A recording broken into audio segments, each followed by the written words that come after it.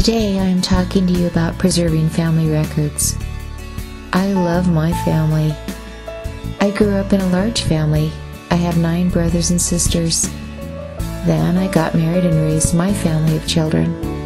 I love this family too, and it's still growing. And now I have grandchildren, and I love them too. I've found when I love someone, I'm always looking for things to give them, like my time or my energy or other gifts. One of the best gifts I've ever received is the stories of my family, my ancestors. My parents and others shared these gifts with me, and because of that, I know my ancestors, and I love them too, which is not surprising because I love family. Something I've noticed about families is that there's always at least one person who becomes the record keeper. This is the go-to guy if you want some information about the family. Here's one of the record keepers in my family, Hazel Johnson Christensen, my grandmother. She would call me in the hospital when I was having a baby to get the information about this new descendant of hers. Here's another family record keeper, Anna Christensen Whitney, my mother. She taught me some of the basics of genealogy. If you think for a minute, I bet you could identify the record keeper in your family. Well, I didn't really know if I was a family record keeper, but then I had an experience.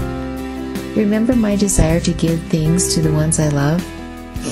Well, I've already mentioned that I know some cool family stories about my ancestors, and I really wanted to share them with my children. But I couldn't remember some of the details, and I kept getting their names all mixed up in my head. But I knew where to get this information. Unfortunately, at this time, my mom and grandma had already passed on, so I couldn't talk to them, but I knew who had the stuff. My oldest sister, Joy. I called her, and yes, she had the stuff. I said, "Hey, I have this cool idea. What if we made these books, these awesome genealogy books that have all the pictures and the stories and everything we know about our ancestors all together in one place?" It was quiet on the other end of the phone for a sec, and then Joy said, "Sounds great. Is it okay if it takes longer than a day?" I was known in my family of origin for my enthusiasm and speed, not so much endurance. I said, "Sure." And so phase 1 of the project began.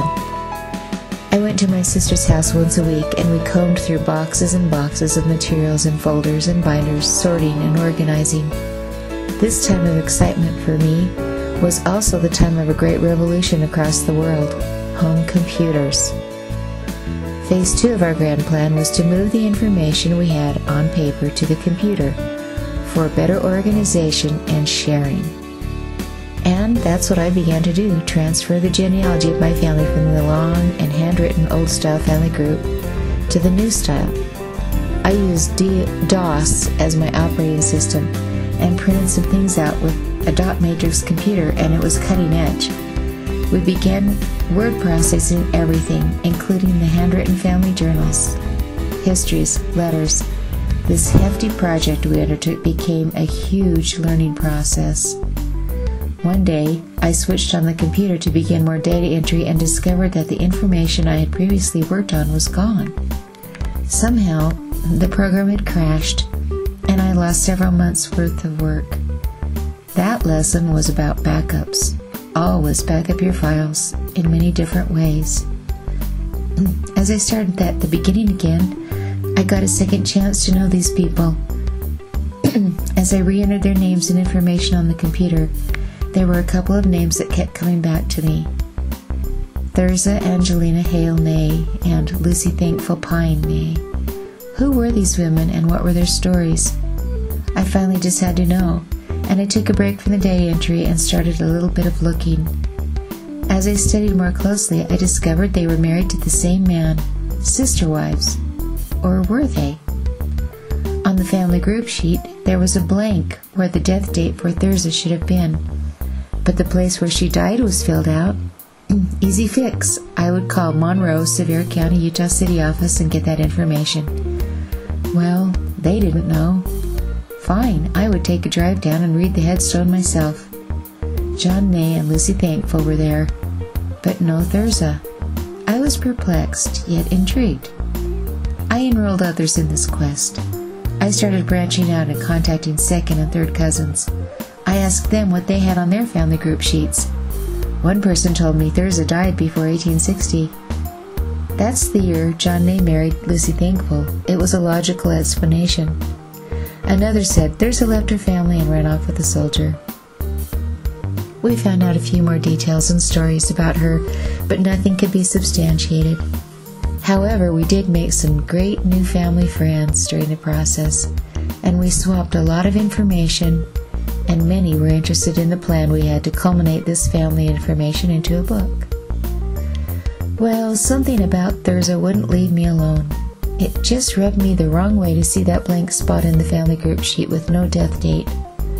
One of the strategies we can use in research is to look at other families for clues about the one in question. Thirza had a family before she disappeared, and her youngest son, Ormus Bates Ney, is my second great-grandpa. We discovered that he was a colorful character. In fact, he was a train robber and spent 7 years in the Nevada State Penitentiary. Incredibly, this information eventually helped us. One day, my sister got a phone call from one of our second cousins, Alan Ney. Talk about colorful characters. He was a minister at the time for a motorcycle group called Soldiers of the Cross. He told us that he had found an old Pony Express Bible for sale on eBay, and he thought we would be really interested in the inscription. It said, Circle Valley, March 26, 1887. Present from your darling mother, Thirza Angelina Marley, to her son Ormus B. Ney. We were interested. 1887 was one of the years during the time that Ormus spent in prison, and apparently his mother lovingly sent him a Bible hoping to help reform him. We finally had the evidence that she did not die before 1860, but was alive and well many years after that time. Well, there's more to the story, and if you ever want to read it, you can. It's in the book. We finally finished our first big project and shared it with many of our family members throughout the United States.